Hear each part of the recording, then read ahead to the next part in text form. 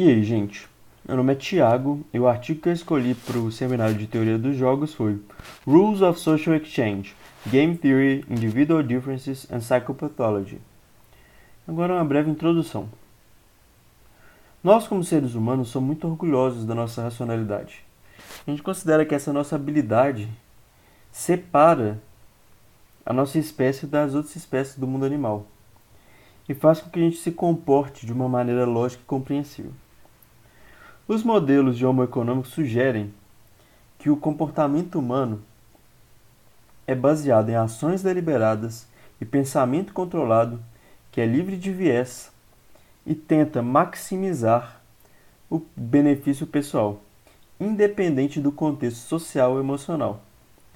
Mas essa visão tem sido desafiada recentemente em alguns estudos. Pelo menos para mim, não sei para vocês, o comportamento humano nas relações sociais é tudo menos lógico. Na verdade, a gente é guiado por vários fatores, como condição financeira, afeição, empatia, raiva. Mas o que exatamente faz a gente cooperar em uma situação e não cooperar na outra?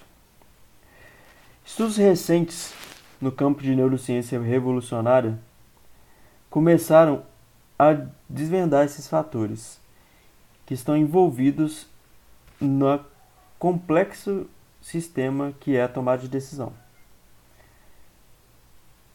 Tem se tornado cada vez mais claro que os humanos desenvolveram motivos emocionais e cognitivos que guiam nosso comportamento para cooperação ou não cooperação. A teoria de modelo relacional sugere que humanos em várias culturas diferentes lidam com compartilhamento de comunidade, rankings sociais, preços de mercado de maneiras muito similares. Entretanto, a maioria desses grupos aborda esse tipo de coisa com uma visão, a maioria desses estudos aborda esse tipo de coisa com uma visão de grupo e não de cada indivíduo. Tem uma escassez muito grande de estudos que levam em consideração o comportamento do indivíduo e o que leva o indivíduo a tomar as ações dele. É bem fácil da gente entender que quase todo mundo, existem situações que todo mundo vai querer cooperar ou todo mundo vai querer não cooperar. Ou seja, o contexto é sim importante para evaluar, para valorizar essa relação custo-benefício. Por exemplo, se todo mundo tem muito, não tem por que não compartilhar. Agora, se ninguém tem quase nada, então a gente tende a não compartilhar. Essas diferenças individuais, esses fatores, influenciam na tomada de decisão durante as trocas sociais. E elas foram muito ignoradas nos experimentos, nas pesquisas e nos experimentos conduzidos por essas pesquisas. Então, o artigo que eu escolhi tem o objetivo de, primeiro, dar um background do comportamento social em relação à troca de recursos e bens entre grupos não relacionados. Depois, descrever abordagem de teoria dos jogos e a neurobiologia do altruísmo, da não cooperação e da punição, com uma ênfase especial nos mecanismos emocionais e cognitivos implícitos necessários para a gente entender as complexas interações sociais. E, finalmente, discutir o papel das diferenças individuais, incluindo problemas psicopatológicos, que isso com o objetivo de iluminar a importância da informação contextual no processo de trocas sociais. Bom, agora eu vou falar do contexto evolucionário para as trocas sociais. Cooperação entre indivíduos geneticamente não relacionados é um traço altamente positivo e talvez único nos humanos. Apesar de alguns estudos sugerirem que chimpanzés também se comportam dessa maneira, esses estudos são tanto quanto ambíguos, com resultados conflitantes. A gente pode afirmar que é uma afirmação razoável falar que apenas os humanos são assim. Em cima disso, o princípio decisivo na organização da sociedade humana é a cooperação. Traves foi o primeiro a fundamentar o estudo no comportamento altruísta. E, em cima do trabalho dele, a gente pode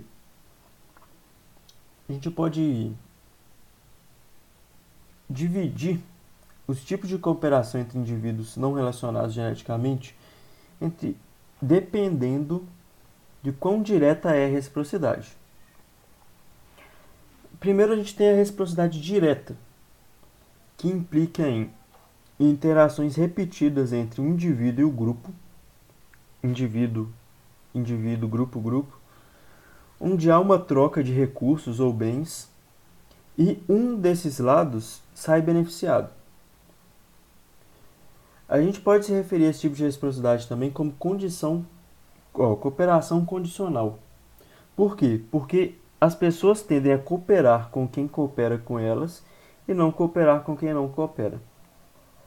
O outro tipo de reciprocidade é a reciprocidade indireta, na qual não há um ganho, não há um payoff instantâneo para a pessoa. Por exemplo, se a pessoa passa e te pede informação, dá informação para ela, você não está ganhando nada com isso diretamente. Mas a gente pode teorizar que você está ganhando status social, uma reputação. E esse tipo de coisa pode mais para frente te trazer algo bom. Além desses dois tipos de reciprocidade, a gente tem o altruísmo forte, onde as pessoas tomam ações que não vão trazer nada em retorno para elas. Esse tipo de altruísmo, ele é bem complexo, porque ele meio que contraria a lógica. Como esse tipo de coisa pode existir? Muitos teóricos evolucionários, eles têm muito problema com isso, de aceitar esse tipo de coisa. Por quê? Porque a tendência desse tipo de comportamento é que vão surgir pessoas que não vão ajudar, vão só ser ajudados, só aproveitar desse tipo de situação. E quem ganha mais e não perde nada tem tendência a multiplicar mais, ter seus genes passados para frente. Mas, por causa disso, os grupos humanos, eles começaram a vigiar o comportamento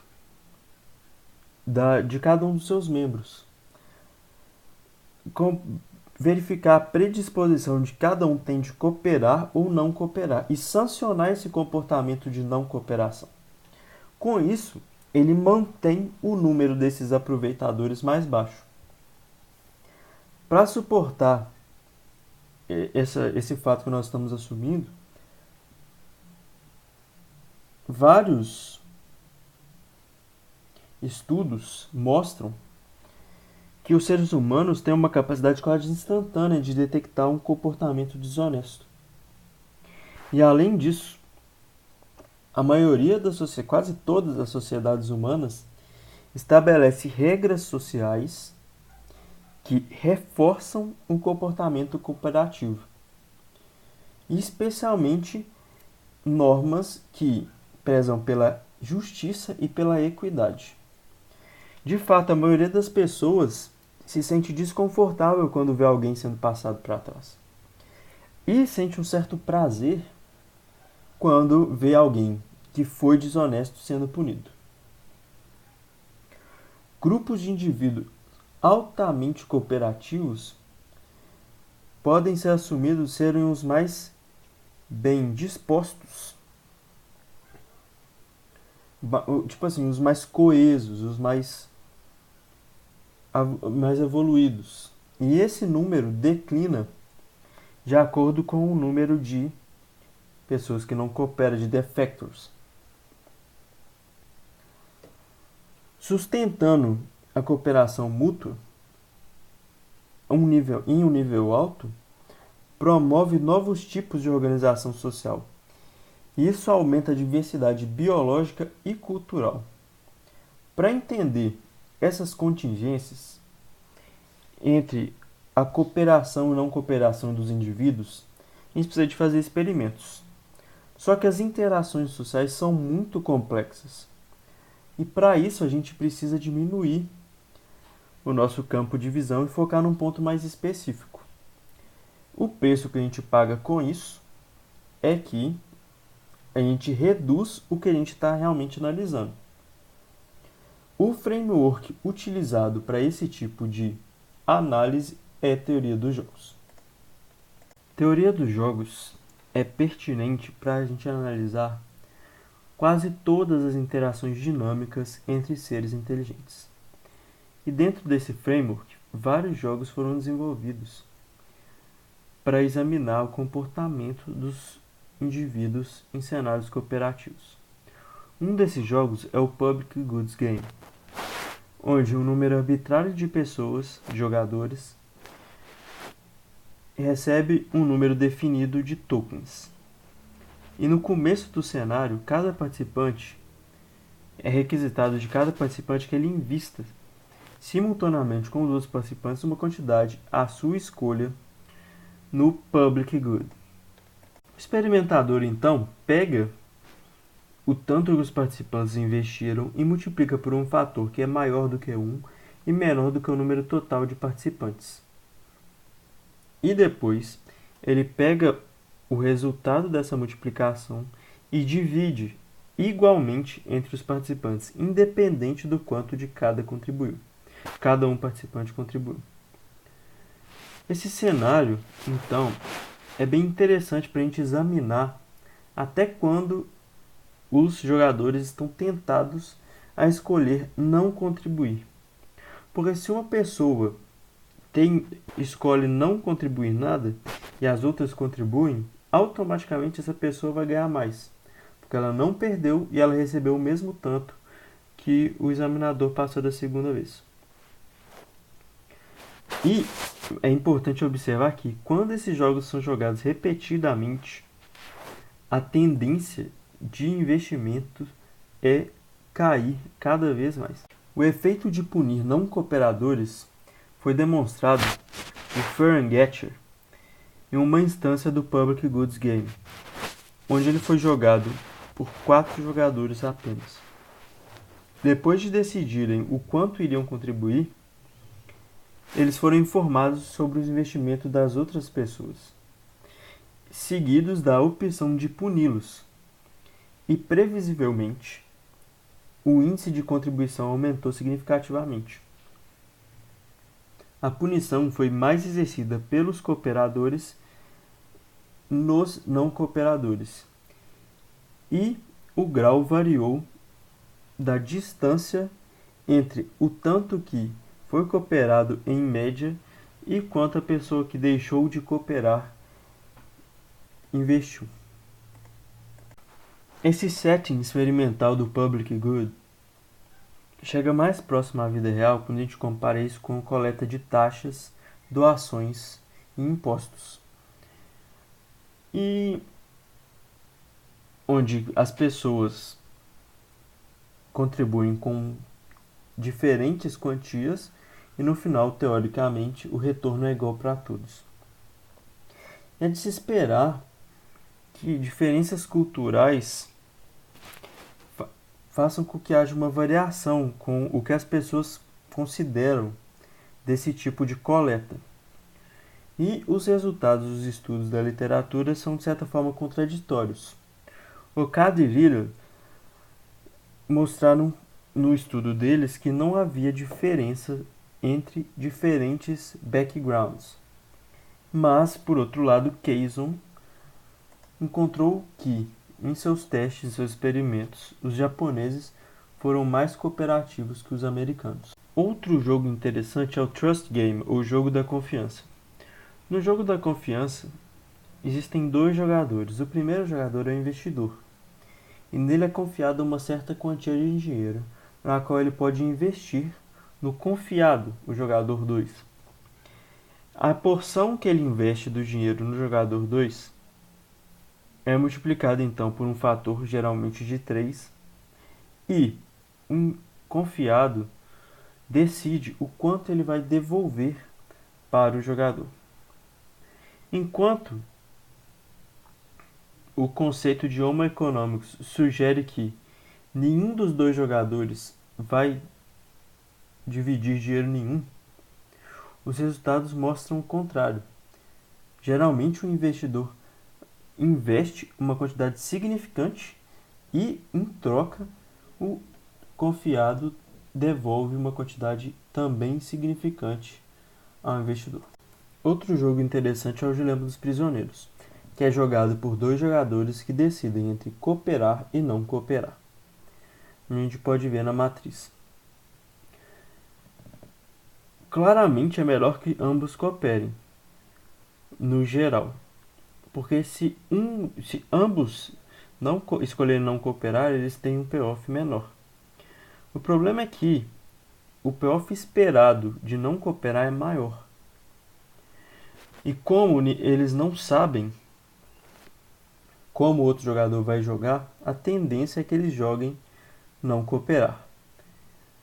Mas, interessante e surpreendentemente, a maioria das pessoas cooperam. Uma das razões para que esse comportamento ocorra tanto no jogo da confiança quanto no dilema dos prisioneiros é a norma social aceita implicitamente de que temos que cooperar condicionalmente. Mais um jogo legal é o jogo do Ultimato, onde dois jogadores têm que dividir uma quantia em dinheiro. O jogador A oferece uma certa divisão para o jogador B, que tem a possibilidade de aceitar ou não. Se o jogador B aceitar, ambos recebem as quantidades propostas. Se o jogador B negar, ninguém recebe nada. O payoff da rejeição é ruim não só para o jogador A, como também para o jogador B. E esse paradigma pode ser considerado entrar em contato com a forma mais simples de punição altruísta. Muitos estudos mostram que, independente da quantia a ser dividida, as ofertas iniciais giram em torno de 40% para o jogador B da soma total. Ofertas menores tendem a ser rejeitadas com 50% de probabilidade. Esse comportamento é estritamente contraditório do ponto de vista racional, porque, a priori, o jogador B não tem nada, ou seja, qualquer coisa maior do que zero é interessante para ele. Como o jogador A sabe, a priori, que sua oferta pode ser rejeitada, uma questão interessante é como as pessoas se comportariam se eles não tivessem que temer nenhum tipo de punição. Então, com isso, a gente deriva o jogo do ditador, no qual o jogador A simplesmente propõe a divisão que é feita. E isso é uma medida melhor do altruísmo da pessoa que está jogando como jogador A. E as pesquisas mostram que, na verdade, as pessoas não são tão altruístas assim, porque, em geral, as ofertas giram em torno de 15% para o jogador B. Com o que nós acabamos de ver, é bem óbvio notar que as decisões altruístas das pessoas, dos jogadores, são altamente dependentes do contexto. Então seria interessante analisar as situações colocando um novo componente, o que nós vamos chamar de castigador, o punisher, que poderia julgar a justiça, a fairness da interação e teria a opção ou não de punir os indivíduos envolvidos. o termo cunhado para isso é punição altruísta de comportamento não cooperativo.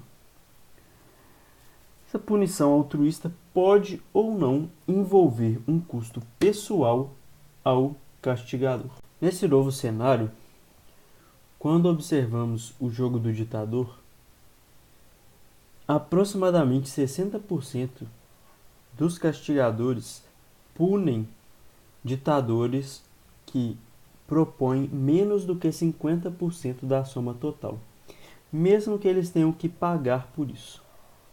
Além disso, quando a gente implementa a punição altruísta no dilema dos prisioneiros, os estudos também mostram que quando os não cooperadores tendem a ser punidos em 50% dos casos.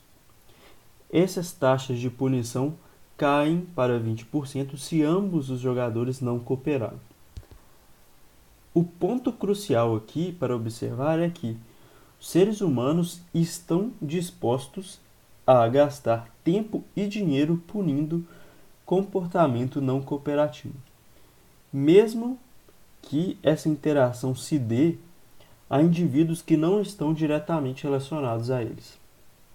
No total, as evidências sugerem que existe um balanço delicado entre estratégias de trocas sociais cooperativas e não cooperativas. Os indivíduos tendem a ter uma clara motivação para punir comportamento não cooperativo no seu grupo social, o que é de se esperar de uma sociedade tão longa que tem estabelecida um altruísmo recíproco.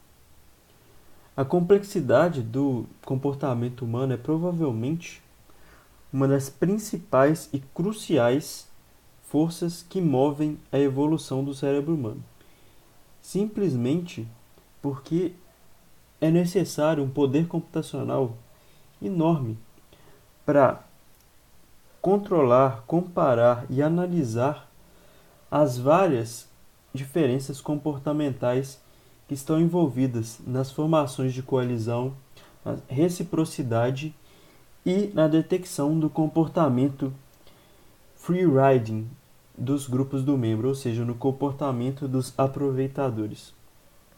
Colocando isso de uma maneira mais simples, o sucesso reprodutivo da raça humana depende criticamente na habilidade de detectar trapaceadores, formar relações de confiança e também esconder as suas próprias motivações para não cooperar.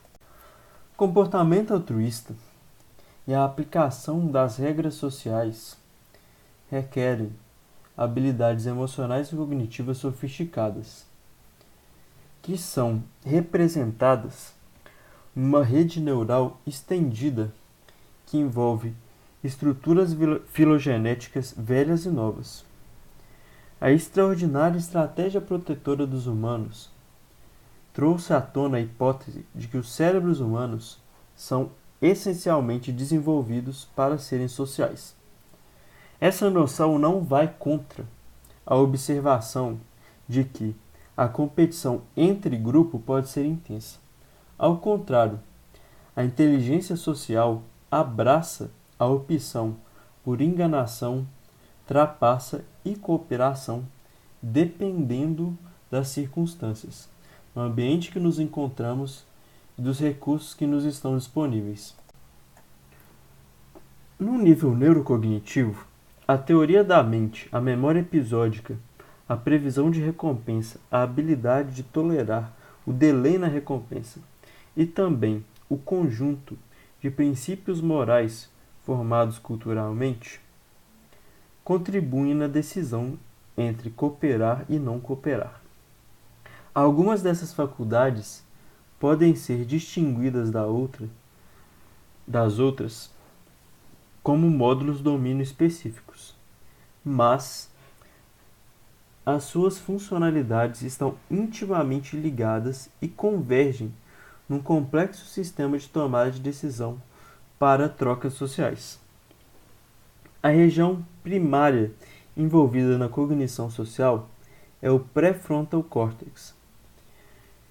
Vários estudos relacionados com lesões no cérebro revelam que pessoas com danos no pré-frontal córtex têm extremas dificuldades em manter relações sociais recíprocas. O caso de Phineas Gage, um homem que teve uma viga de ferro rolada por cima de sua cabeça, ilustra bem como a personalidade pode mudar de um cara relaxado e amigável para uma pessoa com altas violações das regras sociais, apesar de que suas habilidades intelectuais estavam preservadas.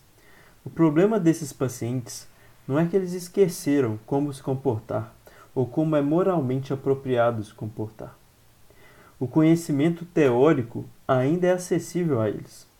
O problema se encontra na integração disfuncional da tomada de decisão e a consideração das futuras consequências do seu comportamento. Concomitantemente, pacientes com doenças degenerativas do cérebro, como Parkinson, demência frontotemporal, dano focal no cérebro médio pré-frontal córtex, distúrbios autistas e esquizofrenia, também são debilitados em avaliar as regras sociais. Isso se dá pela frequência pela qual essas pessoas violam as regras. Inclusive em situações onde a cooperação seria claramente a opção mais benéfica. A razão para essas similaridades em comportamento entre desordens clínicas tão diversas se dá nas estruturas afetadas pelas doenças, que são componentes chaves na rede social de cognição. Dentro do pré-frontal córtex, duas sub-regiões parecem ser especificamente importantes para a avaliação e execução das trocas sociais. A primeira é o pré-frontal córtex dorsolateral, uma estrutura que se mostrou executar um papel importante na avaliação das ofertas justas contra as ofertas injustas. Ou seja, saber qual oferta é mais justa. Quando lesões funcionais foram induzidas no lado direito do dorso lateral, foi detectado um maior índice de aceitação de ofertas injustas. Surpreendentemente, entretanto, o julgamento de justiça dessas ofertas não foi afetado, ou seja, as pessoas sabiam o que era uma oferta justa e o que é uma oferta injusta, mas elas não sabiam avaliar qual era mais justa que a outra. Esses resultados suportam a hipótese de que o lado direito do dorso lateral está envolvido em sobrepor motivos egoístas. Estudos de imagens sugerem que o dorso lateral mostra uma ativação constante durante o processo de julgamento das ofertas injustas, independente do grau de injustiça. Isso é consistente com o envolvimento dessa parte do cérebro com a manutenção de metas, a memória e os processos de controle.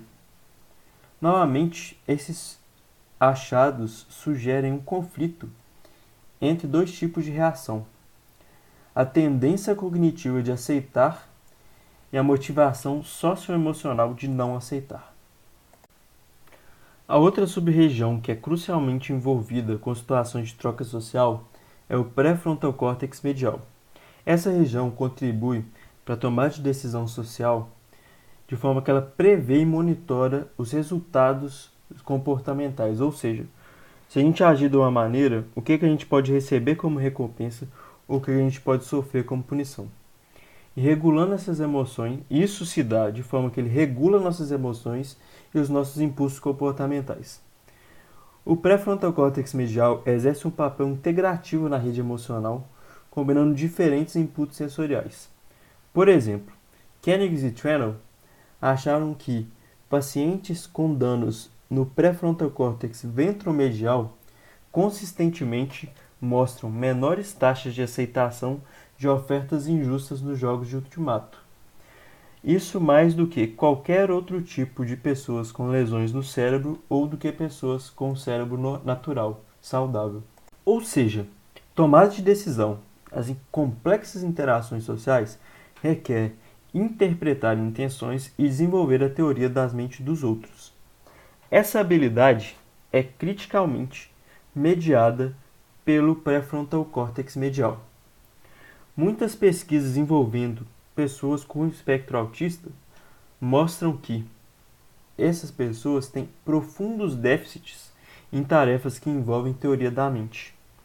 Isso se dá pelo fato de que também nas pessoas autistas há uma disfunção no pré-frontal medial. Consequentemente, em estudos usando teoria dos jogos, como o jogo do Ultimato, se são feitas ofertas baixas para crianças do espectro autista, elas tendem muito mais a aceitar do que outras crianças saudáveis. No primeiro round do jogo, crianças autistas que vão fazer a proposta também fazem propostas muito mais balanceadas do que outras crianças saudáveis. Isso demonstra uma falta de entendimento de regras de justiça que requerem teoria da mente. Similar a crianças autistas, pacientes com esquizofrenia também são conhecidos por ter dificuldades com teoria da mente. Mas diferente de indivíduos autistas, pacientes esquizofrênicos reportam fazer ofertas super justas no jogo do Ultimato. Outra diferença é que, independente de como a outra pessoa agiu em um round passado, os pacientes com esquizofrenia não ajustam seu comportamento à reação recebida. É válido notar que outras estruturas neuronais também estão envolvidas nas trocas sociais, como o caudate nucleus, o nucleus accumbens e o tálamos. Em sumário, a gente pode apontar que existe uma rede neural estendida e complexa para contribuir na avaliação dos custos e benefícios das trocas sociais e para tomar de decisão socioeconômica, incluindo cooperação e punição altruísta. Lesões funcionais ou estruturais a essas regiões podem inibir os comportamentos esperados de humanos. Todos esses estudos, a priori, nos deram resultados focados em grupo, ou na performance em média de todos os indivíduos. Entretanto, em situações naturais, é de se esperar que diferentes indivíduos tomam diferentes atitudes dependendo das informações contextuais que eles têm. E é isso que nós vamos ver nos próximos tópicos. Agora vamos para o tópico de diferenças individuais. Em contraste com a ampla gama de estudos que existe em comportamento humano, usando a teoria dos jogos e focando no average group, ou seja, na média de comportamento entre os participantes do grupo, existe uma escassez de estudos em diferenças individuais.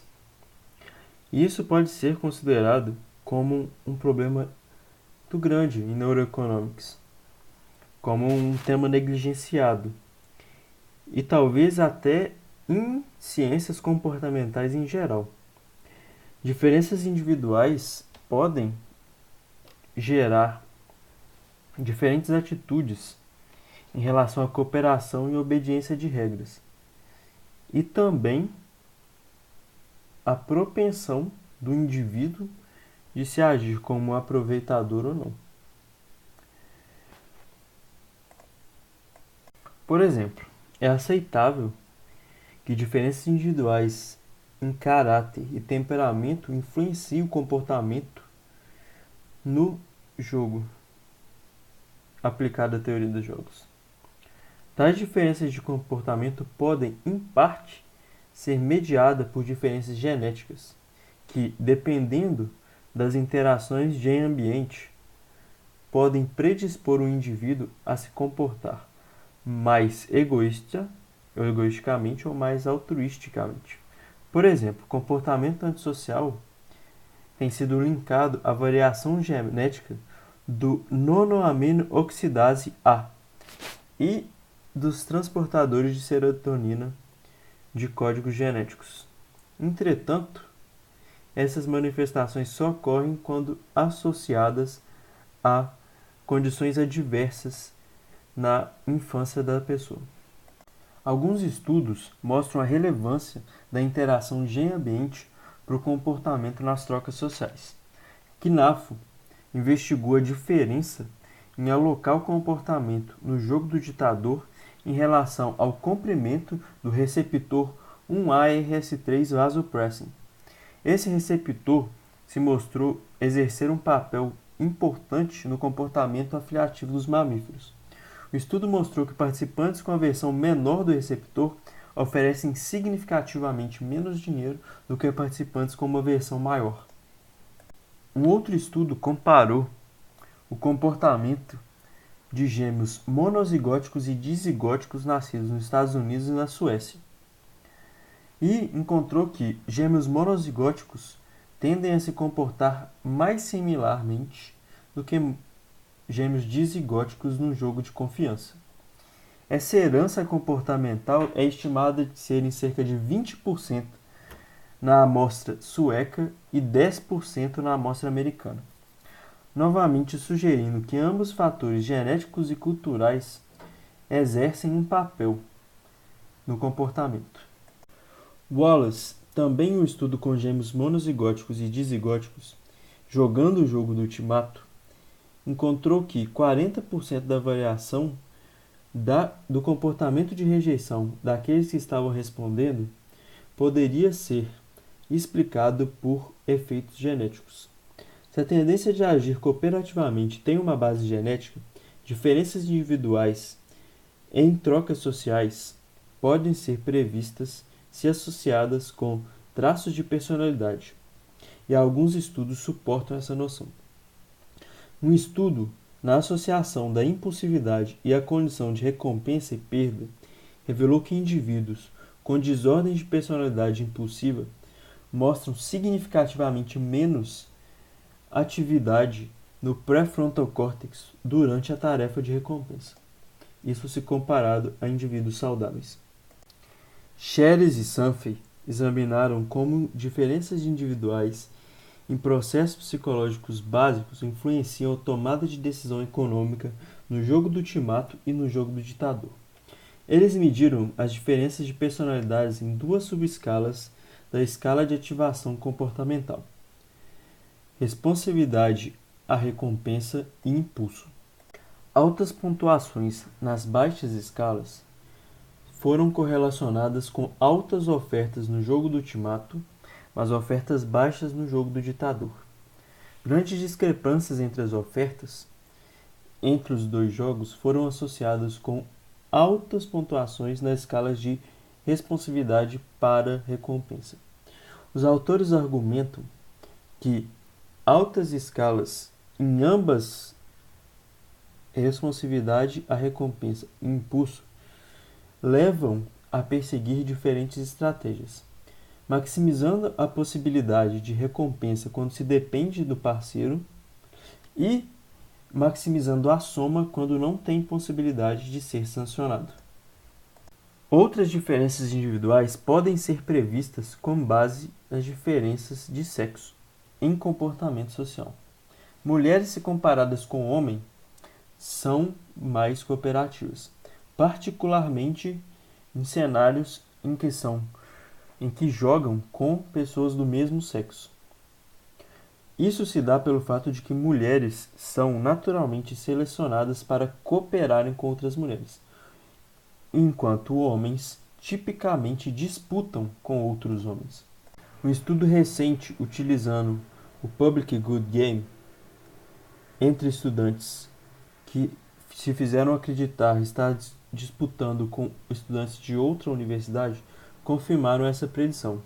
Entretanto, um estudo mostrou que, em média, as ofertas no jogo do ultimato não são afetadas pelo gênero de quem está propondo.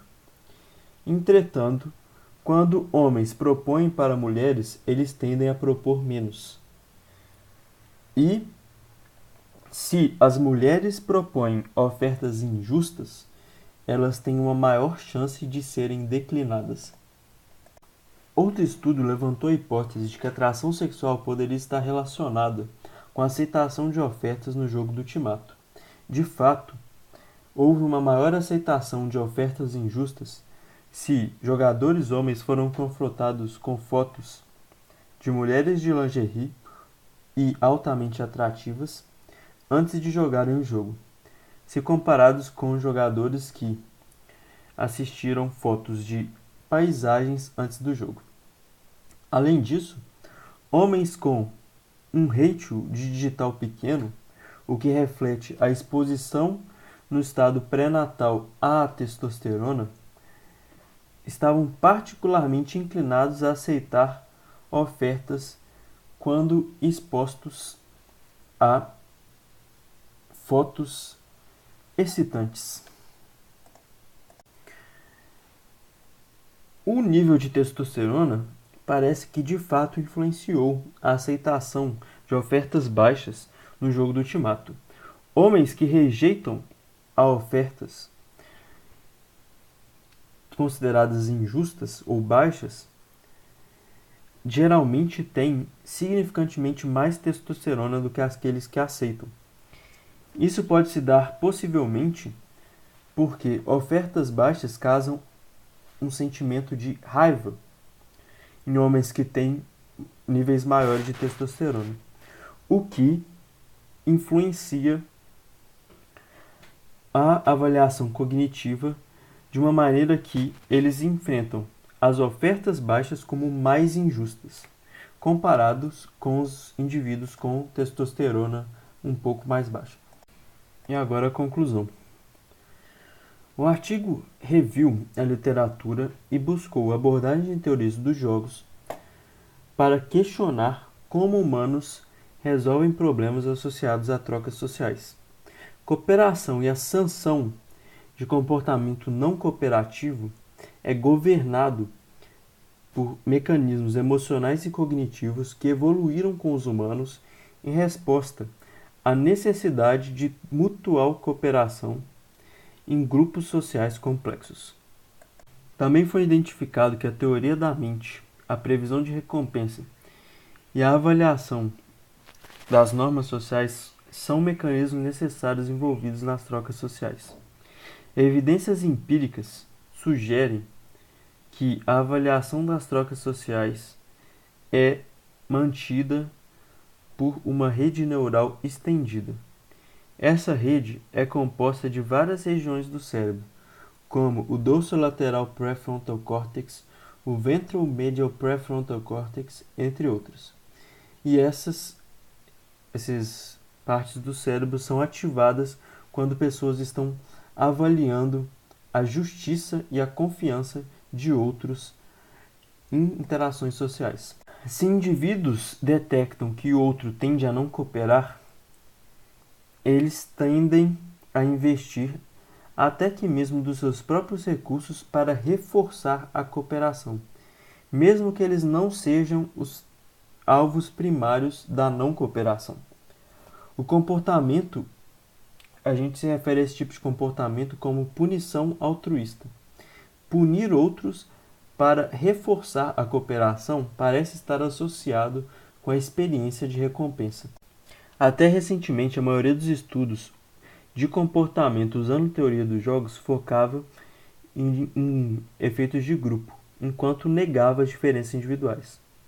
Entretanto, alguns estudos sugerem que as diferenças em temperamento e personalidade, incluindo traços como impulsividade, resposta à recompensa e motivação, influenciam o comportamento de um indivíduo tanto em termos de propensão a cooperar como propensão a não cooperar. Além de diferenças de temperamento e personalidade, vários estudos mostram que homens e mulheres diferem no comportamento em situações de troca social. Essas diferenças podem ser parcialmente explicadas pelas diferenças entre os hormônios de cada um dos sexos. Competição intrasexual em homens pode aumentar a probabilidade de não cooperação numa troca social, onde o outro homem não é do grupo de quem está propondo a troca. Entretanto, se o homem que vai propor é ameaçado pela sua coalizão, então ele acaba cooperando.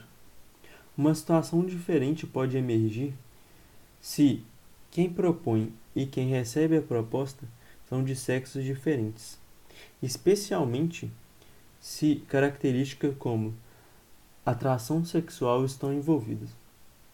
Essas contingências interindividuais precisam ser estudadas mais a fundo em estudos futuros.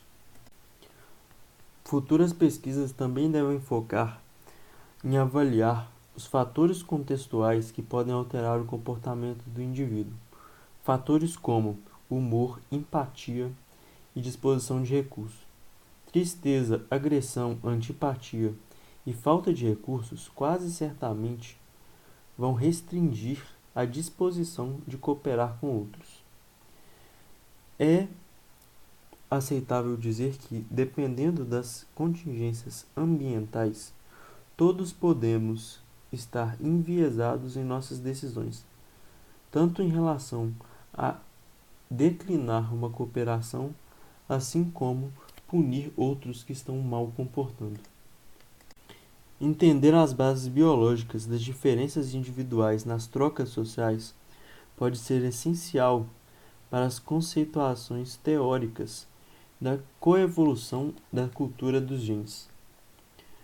O artigo tentou melhor ajudar a entender a difícil questão de quão diferente as formas de altruísmo podem se tornar seletivamente vantajosas. Além disso, ele tentou prover pistas de como a gente pode promover e cultivar princípios de cooperação, altruísmo e controle próprio. Afinal, essas são as interações sociais nas quais a gente precisa confiar para ser capaz de resolver os problemas à medida que a população global continua a crescer. Fim. Algumas referências.